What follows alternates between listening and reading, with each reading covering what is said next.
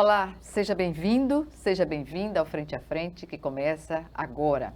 A nossa entrevista hoje é com o professor Jorge Vieira, ele que é cientista social e membro do CIMI, o Conselho Indigenista e Missionário, além de ser professor e coordenador do Núcleo Acadêmico Afro-Indígena e de Direitos Humanos do SESMAC. Ele tem um vasto conhecimento sobre os povos indígenas, tendo publicado livros sobre essa questão, e nos fala hoje sobre a realidade dos povos originários do Brasil, sua cultura e sobre a resistência à devastação de seu habitat desde a chegada dos portugueses. O Dia do Índio, professor, é celebrado oficialmente neste dia 19 de abril, no mês de abril, né? E é um convite que sempre nos faz a reflexão. Eu pergunto ao senhor, que reflexão deve se fazer para o Dia dos Povos Indígenas, que é comemorado em 19 de abril? E obrigada, mais uma vez, por estar aqui conosco. Pois é, Gorete, que bom, estava com saudade, né? Quanto tempo a gente, devido à pandemia, né? Exatamente. Tivemos que nos afastar necessariamente, que foi muito importante para a nossa preservação da vida. Senão não estaríamos aqui, que muitos que não levaram a sério se foram, né? Certamente. Com essa situação. Olha, a temática, primeiro, para explicar essa diferença aí entre Dia do Índio e Dia dos Povos Indígenas, né? Na verdade, o Dia do Índio nasceu, né, inicialmente, em 1940, onde teve um congresso interamericano no México e que pela primeira vez os povos indígenas tiveram participação nesse congresso. Depois, 4 anos que passaram, o presidente Getúlio Vargas, que por coincidência era o aniversário dele, 19 de abril, instituiu, através de decreto, o Dia do Índio. E isso ficou conhecido do ponto de vista político, do ponto de vista social. Ora, só que nós, pesquisadores, estudiosos, historiadores, antropólogos, cientistas sociais, etc., nós compreendemos que o termo índio é um termo completamente inadequado, e as populações também compreendem assim. Por quê? Segundo relatos aí históricos, né, quando os portugueses chegaram, aquela visão de que iam para a Índia, e quando chegam aqui no Brasil, encontraram essa população e disseram, chegamos na Índia, então, portanto, eles são índios.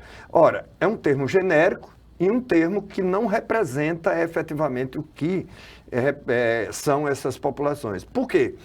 Antes da chegada dos portugueses, nós tínhamos cerca de 7 milhões de pessoas e com mais de 1.000 etnias. Então, quer dizer, não existe um índio. O índio foi uma criação ideológica, né, portuguesa. O que existem, na verdade, são os povos indígenas que têm culturas, que têm religião, que têm organização social, que têm idiomas, tem uma diversidade étnica, uma riqueza no tecido social brasileiro incomensurável. Que pode agregar o termo de povos originários, né? Povos originários, ou seja, porque são povos que quando os europeus chegaram aqui, eles já estavam habitando, inclusive tem um sítio arqueológico em São Raimundo Nonato, no Piauí, que já remonta a 40 mil anos a presença desses povos que entraram pelo Estreito de Bering e foram ocupando paulatinamente os 2 extremos do continente americano, né? Então, esses povos, eles construíram história. Por isso a importância de que a gente tem que lembrar, é importante refletir, é importante discutir, é importante que isso esteja, como está já consolidado na legislação brasileira, a inclusão dessa temática indígena no currículo escolar, desde o ensino fundamental, passando pelo ensino médio, graduação e pós-graduação. Então, quer dizer, por quê? Que importância tem isso, discutir a questão dos povos originários? Porque é nossa identidade, é nossa raiz, é nossa realidade. Então, um povo que não valoriza a sua raiz, a sua identidade, as suas culturas originárias, é um povo que não tem perspectiva como nação. É por isso a importância de que todos nós, sejamos índios ou não, indígenas ou não, todos nós devemos discutir a questão como um berço da formação sociopolítica e econômica da nossa sociedade brasileira. Pois é, professor, observa-se ainda hoje, pasme, que algumas entrevistas que são feitas com os povos originários, elas trazem um componente de que o índio é preguiçoso, até no popular, digamos assim, para quem não sabe da realidade, de que o índio é indolente, que são agressivos, que são maus.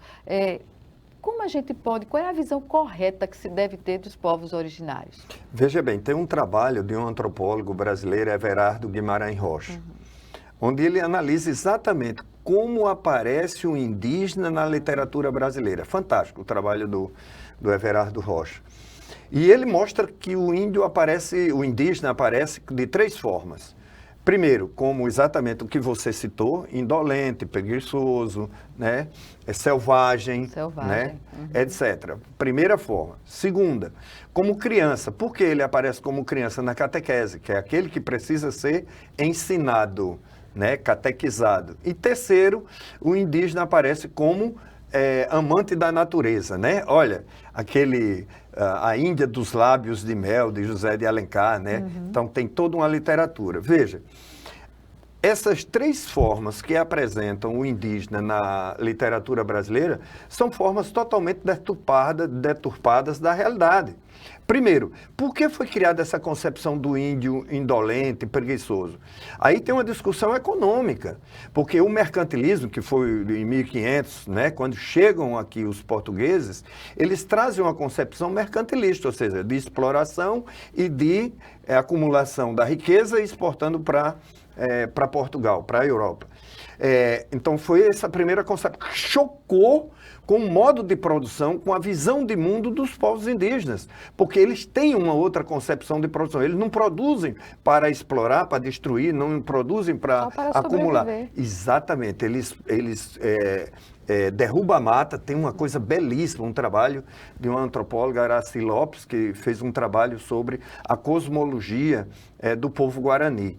E ela coloca no livro, Araci Lopes, que é o seguinte: quando o Guarani, e eu conheci, trabalhei 3 anos, de 2002 a 2004, com o povo Guarani. Eu fiz minha pesquisa de mestrado com o povo Terena, no Mato Grosso do Sul, no Pantanal, e na fronteira ali do Paraguai e da Bolívia também, toda aquela região é ocupada pelo povo Guarani.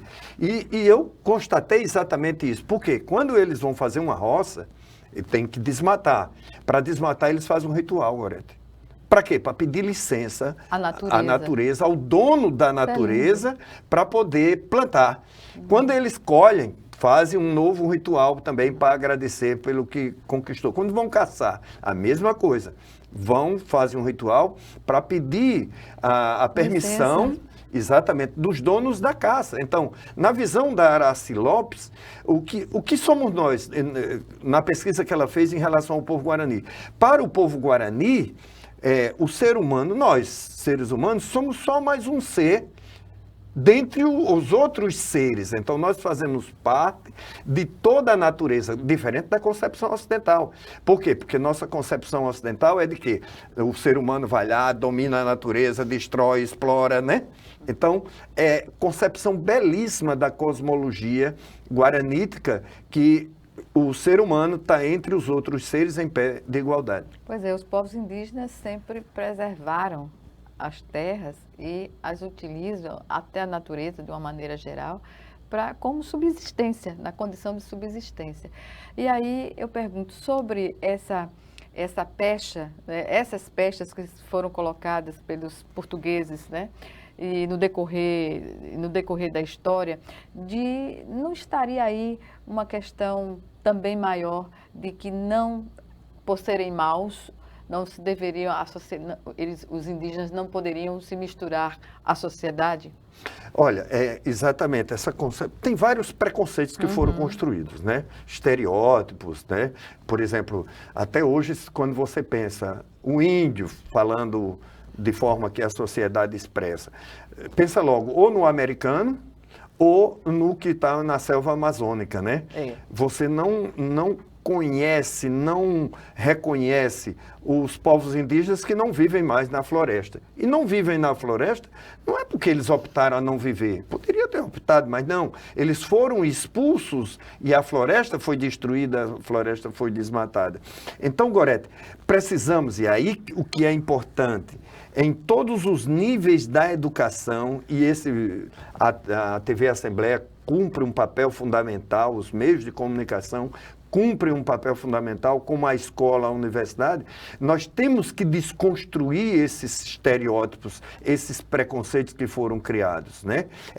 É fundamental. Então, por exemplo, dia 19 de abril, o dia do índio, aí as criancinhas vão tudo pintadas, né? Aí fica lá, né? Então, essa concepção dos povos indígenas, ela é uma concepção preconceituosa, estereotipada, e é tipo assim: vamos lembrar do indígena no dia 19 de abril. Não!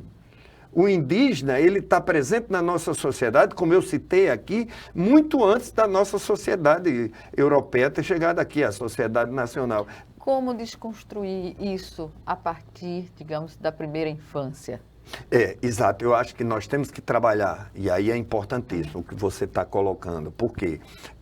Tem dois níveis da questão, da educação escolar indígena e da educação indígena, né? São dois conceitos, né? Inclusive tem um procurador da República, que eu participei com ele, inclusive fazendo uma palestra agora na OAB, exatamente sobre essa questão. Ele publicou um livro, o mestrado dele foi sobre a questão da educação escolar indígena. O Igor Barros, que é o seguinte, Gorete, através da educação indígena, então, os povos indígenas têm um conteúdo do seu cotidiano que forma o seu povo, a sua concepção, e a educação escolar indígena é a educação que é promovida dentro da estrutura curricular nacional. Ora, esses conteúdos precisam ter, tanto para os povos indígenas quanto para a sociedade, esses conteúdos precisam estar presentes desde o período infantil, quando a criança entra nos seus primeiros anos e dias da sua educação escolar. Por quê? Porque aí nós temos que fazer cartilha, tem que reconstruir a literatura. Vou te dar um exemplo. Tem um livro, Caeté, de Graciliano Ramos. Olha, é Graciliano Ramos, o nosso grande Graça, né? Que tem um reconhecimento internacional. Lá no livro Caetés, veja como a nossa literatura é distorcida. O próprio Graciliano Ramos, que é um cara, não era conservador, não era de direita, era um cara, né, de esquerda. Olha a concepção que ele retrata os indígenas Chucuru Cariri. Ele diz o seguinte, está lá, no final da obra dele, que ele conhece dois chucurus cariri, que vivem perambulando bêbados pela periferia de Palmeira dos Índios. Olha que visão de Graciliano Ramos. Até hoje se tem essa visão então, equivocada. Exatamente. Uhum. Então é preciso que a literatura reveja completamente essa visão, porque aí é onde vai chegar nas escolas com essa criança. Então temos que fazer uma reconstrução de todo o conhecimento. Tem um livro que de forma lúdica e crítica, né? Crítica. Tem um livro que é perfeito, de dois autores, inclusive um é belga, com um brasileiro, Eduardo Ronhardt e Benedito Prezia, Esta Terra Tinha Dono. Este livro é publicado pela FDD, perfeito. Aí ele reconstrói toda essa história, todos os grupos que foram construindo a nossa América Latina, enfim, todo o nosso continente. Valiosa contribuição. Professor, vamos chamar agora o nosso primeiro intervalo e em 1 minuto estaremos de volta. Até já.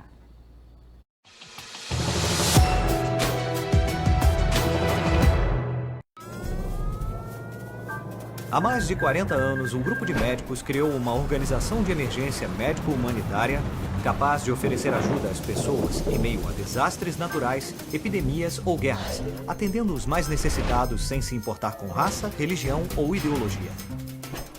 Hoje, Médicos Sem Fronteiras envia equipes totalmente preparadas para responder a emergências por todo o mundo. Nossos profissionais são financiados por pessoas como você e eu. Conheça-nos, participe, apoie, porque juntos chegamos mais longe.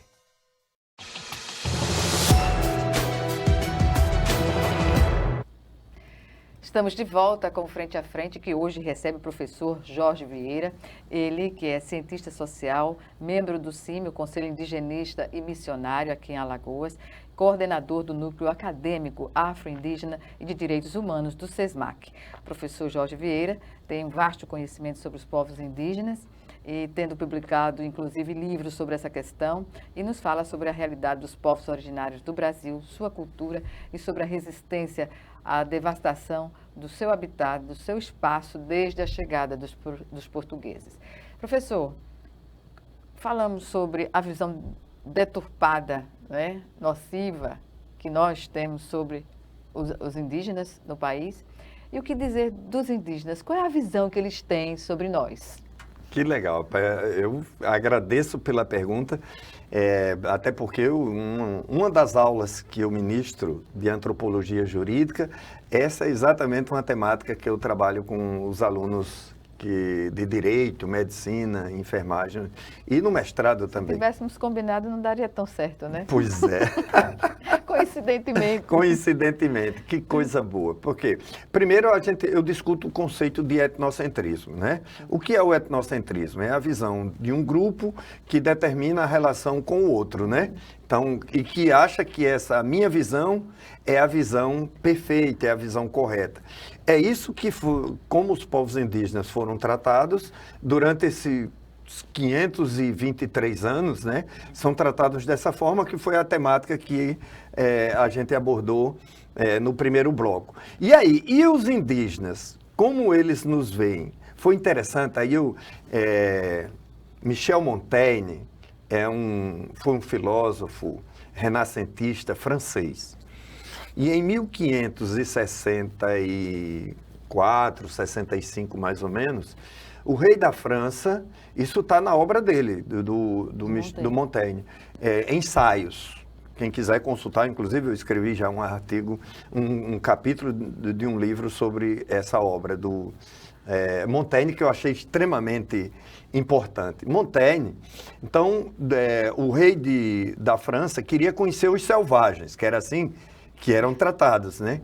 E aí levaram do povo Tupinambá, levaram cerca de 350 pessoas do povo Tupinambá para a França. E lá fizeram uma aldeia, por exemplo, todo mundo sabe, a Praia do Francês é em homenagem aos franceses que sempre estiveram aqui, até antes dos portugueses, né? Até antes dos portugueses. E aí, Montaigne viajou cerca de 500 quilômetros para conhecer os selvagens. E chegando lá, né, ele fez a seguinte pergunta, olha que negócio, a pergunta foi essa: e eles, o que acham de nós? Ele pediu ao tradutor exatamente sobre isso. O que é que o povo Tupinambá, que estava na França, o que é que aquele grupo pensa sobre nós europeus? Foi muito importante.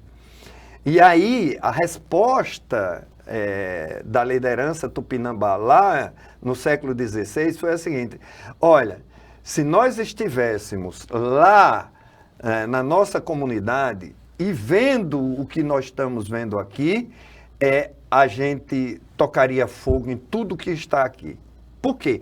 Porque a França, a Europa do século XVI, século XVII, etc., porque a gente vê a Europa essa coisa que é bonita hoje, né? O turismo, aliás, você só conhece a Europa quando vai para aqueles lugares belíssimos do turismo. Mas você não conhece a pobreza e a miséria que tem dentro da Europa, né? E aí, quando ele viu o rei com todas as pompas e o povo passando fome do outro lado, foi por isso que ele disse: nós, nesse caso, atearíamos fogo em tudo para destruir isso que está aqui. Agora, e agora? Como os povos indígenas atuais, né? Porque esse foi o Tupinambá do século XVI.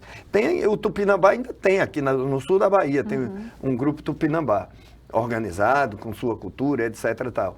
E hoje, como é que eles nos veem? Aí, por exemplo, aí tem umas diferenças, tá? Por exemplo, o Funiô, que fica aqui no município de Águas Belas, Pernambuco. aqui bem na divisa do nosso estado, né? Águas Belas. Eles dizem o seguinte, chamam a gente de cabeça seca. Por quê? Por quê? Exatamente, cabeça vazia.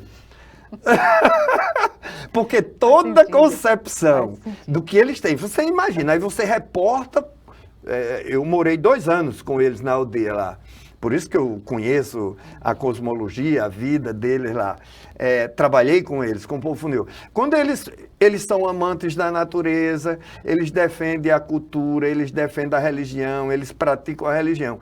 Quando vê a gente, destrói a natureza, não considera a religião do outro, destrói, cabeça seca. Vamos agora para o Mato Grosso do Sul. No Mato Grosso do Sul, que aí é o povo indígena que eu fiz a minha pesquisa de mestrado, que é o povo terena que vem do Chaco Paraguai, boliviano, e há uns 350, 400 anos eles chegam ao Brasil, o povo terena.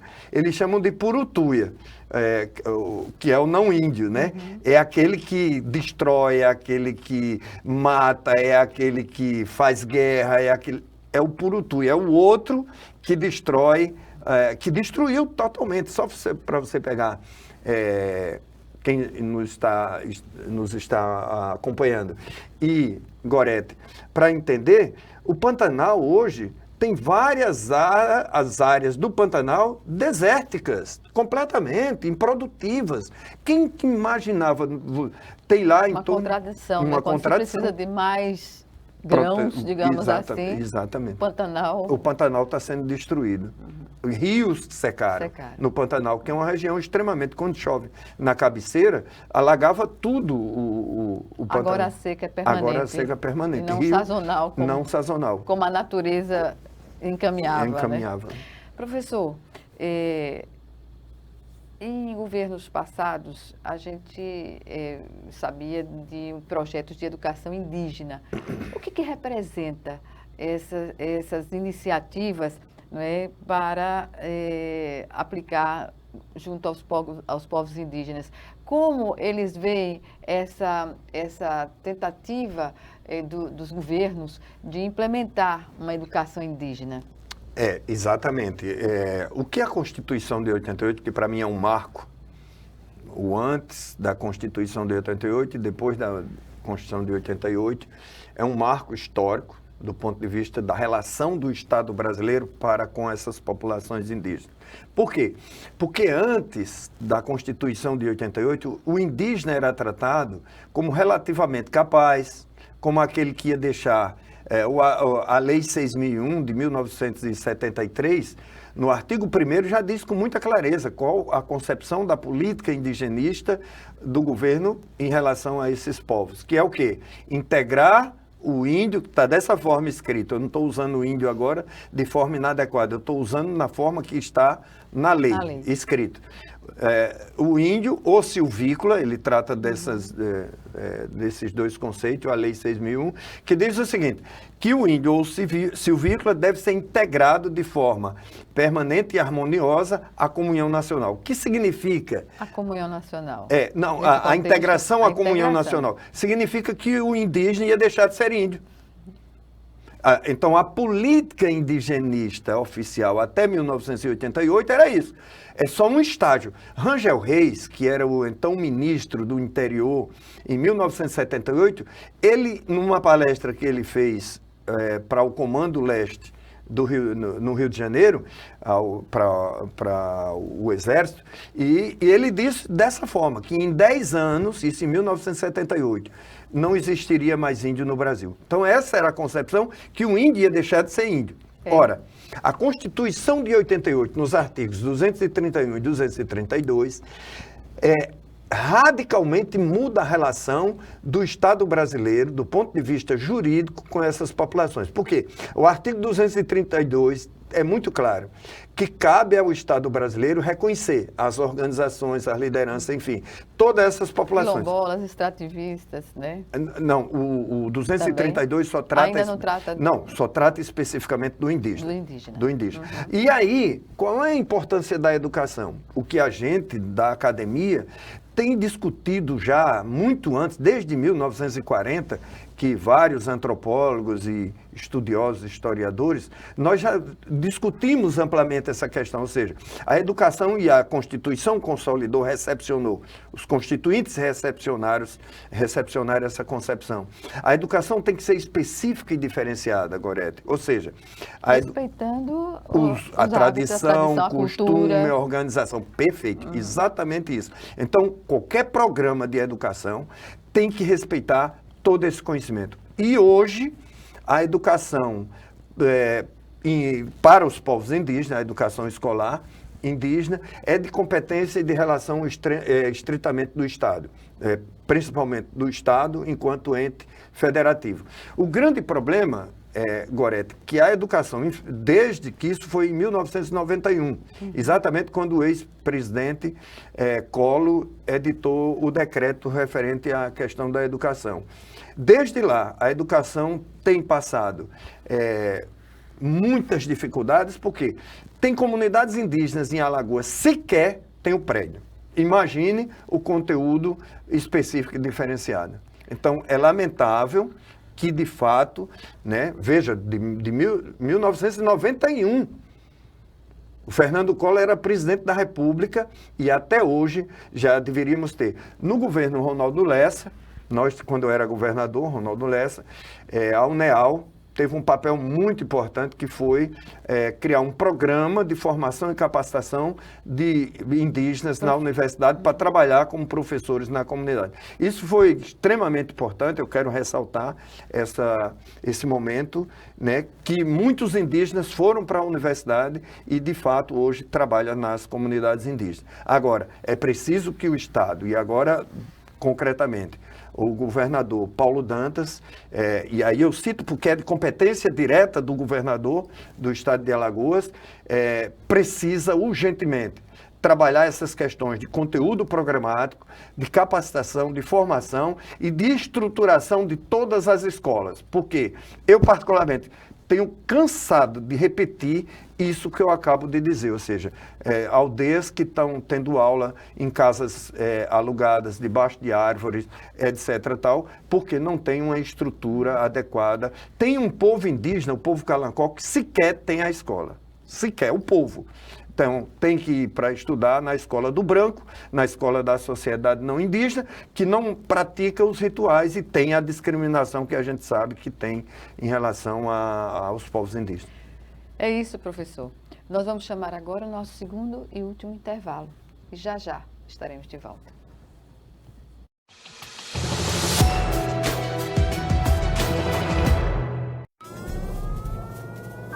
Há mais de 40 anos, um grupo de médicos criou uma organização de emergência médico-humanitária capaz de oferecer ajuda às pessoas em meio a desastres naturais, epidemias ou guerras, atendendo os mais necessitados sem se importar com raça, religião ou ideologia. Hoje, Médicos Sem Fronteiras envia equipes totalmente preparadas para responder a emergências por todo o mundo. Nossos profissionais são financiados por pessoas como você e eu. Conheça-nos, participe, apoie, porque juntos chegamos mais longe.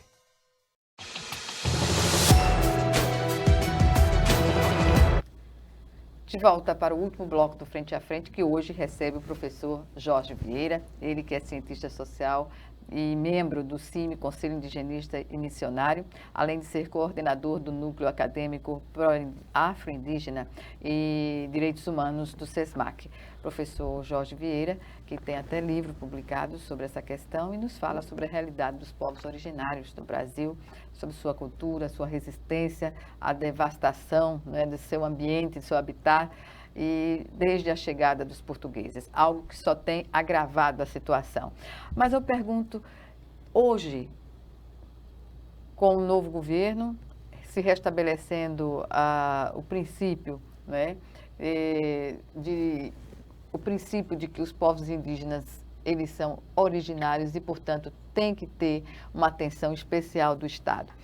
Como a gente pode vislumbrar, a partir de agora, o desenvolvimento, a conservação do meio ambiente, que é o que mais aterroriza até comunidades internacionais, ver o que aconteceu na Amazônia, né? E aquilo foi feito contra o meio ambiente, contra os povos indígenas também, né? Porque foram nas terras indígenas. Eu pergunto, a ter um ministério, não é? O Ministério dos Povos Originários, comandado pela Sônia Guajajara, isso é uma demonstração de reconhecimento, professor? Eu quero separar duas coisas aqui, porque a questão indígena de competência, exceto a educação, como eu citei no bloco anterior, a educação é de competência do Estado, todas as outras questões são de competência da União, do governo federal. E aí eu quero separar dois momentos importantes. Um primeiro momento, eu lembro de uma fala do então candidato presidente Lula, que depois foi eleito em 2002, para o primeiro mandato. Ele, em campanha ainda, lá no município de Pesqueira, na aldeia do povo Chucuru de Ororubá, Lula disse que, se fosse eleito presidente da República, isso para o primeiro mandato que foi, né? Ele iria pagar uma dívida histórica que o povo brasileiro tinha para com os povos indígenas.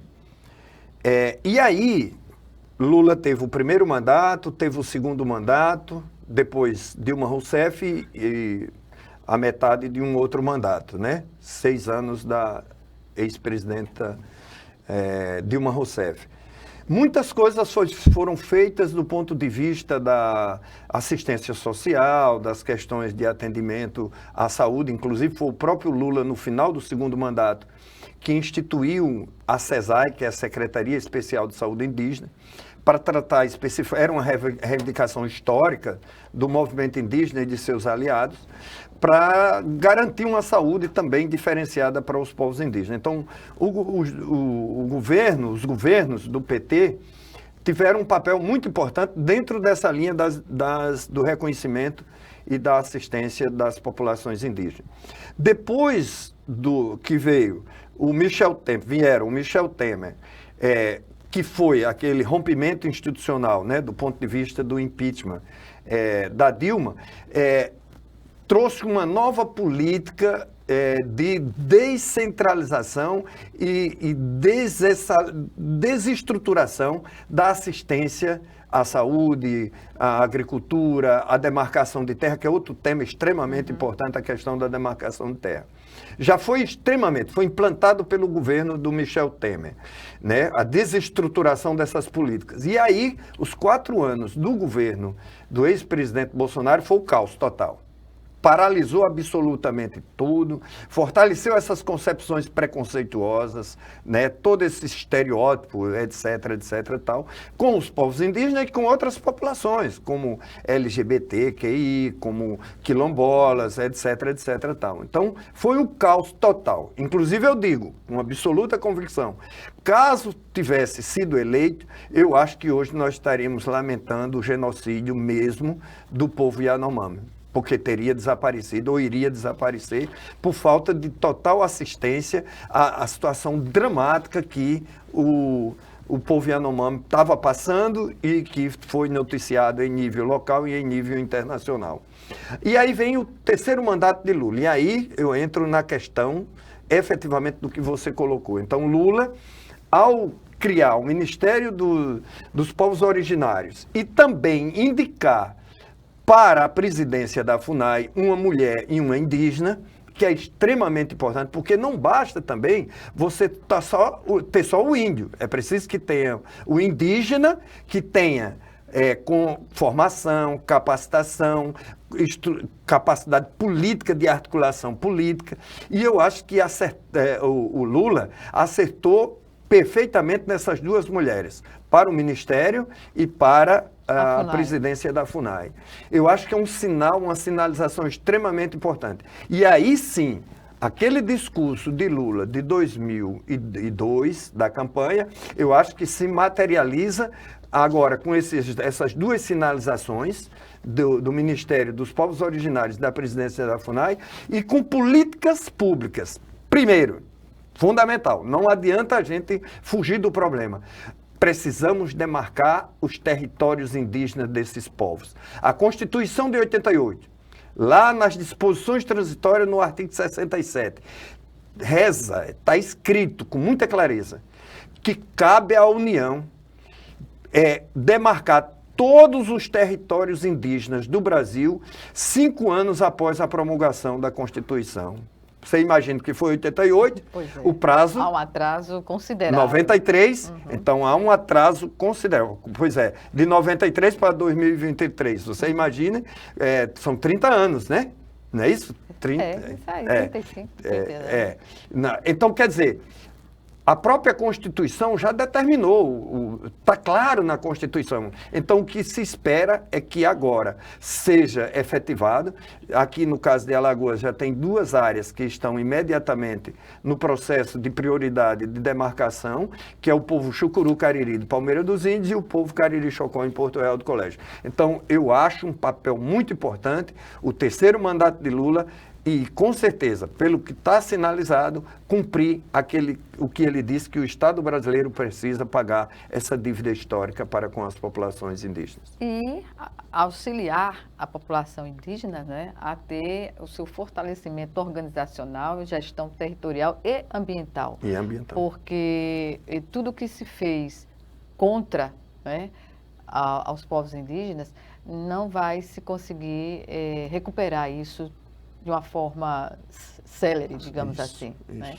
Eu quis dizer, por exemplo, das organizações internacionais que voltaram a apoiar, a investir, porque nessa questão socioambiental, os indígenas, eles têm, digamos assim, um PhD, não é, professor? Exatamente. Eu compreendo, aliás, efetivamente, que esse tema que você está trazendo, de extrema importância, eu acho ridículo quando eu escuto de determinada... Da academia? Não, da sociedade. Da sociedade em geral. Da sociedade em geral, que diz, quando o presidente Lula está investindo no Paraguai, está investindo na África e tal, aí diz, não, deveria construir a ponte, é ridículo, deveria construir a ponte aqui no Nordeste, ao invés de investir em nível da África, de outros países, da América Latina, etc. Por quê? O que outros países estão investindo no Brasil não chega nem perto do que o Brasil tem apoiado outras populações. É a solidariedade internacional isso.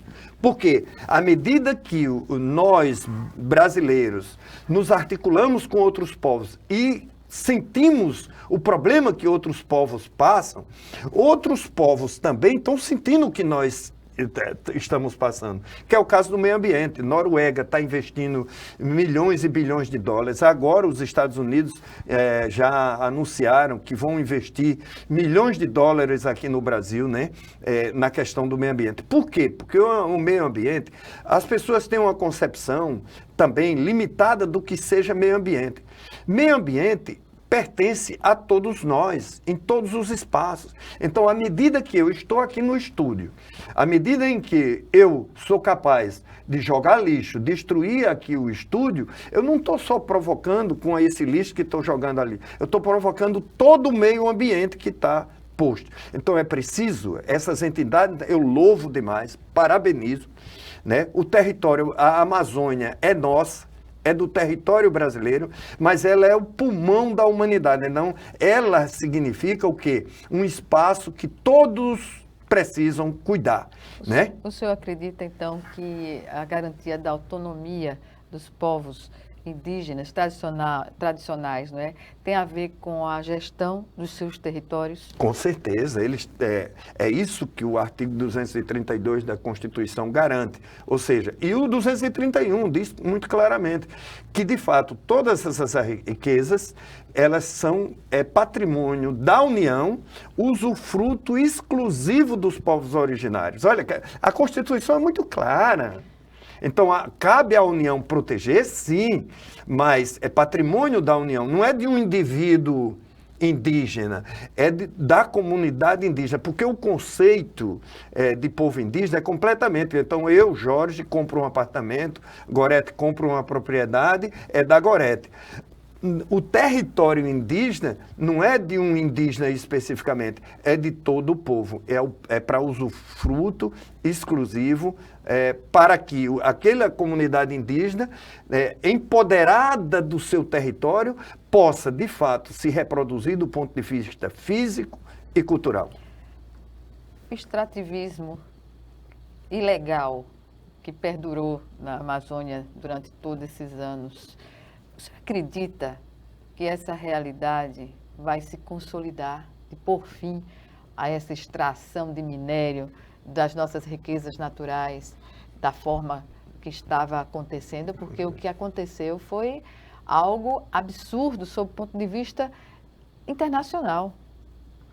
Olha, esse é um debate, daria um outro programa completo, certamente, né? Para a gente debater essa questão, porque tanto tem o ordenamento jurídico constitucional brasileiro que delimita com clareza a questão do extrativismo, né? Exato, de forma legal, de forma dentro da concepção do artigo 225 da Constituição, que a Constituição traz um conceito de desenvolvimento, que é o desenvolvimento sustentável. Então, é muito claro isso. Então, você tem que respeitar profundamente o meio ambiente, e para que você possa extrair o minério, a riqueza do solo e do subsolo, você tem que estar com discussão direta, como reza a Constituição, direta com os povos indígenas.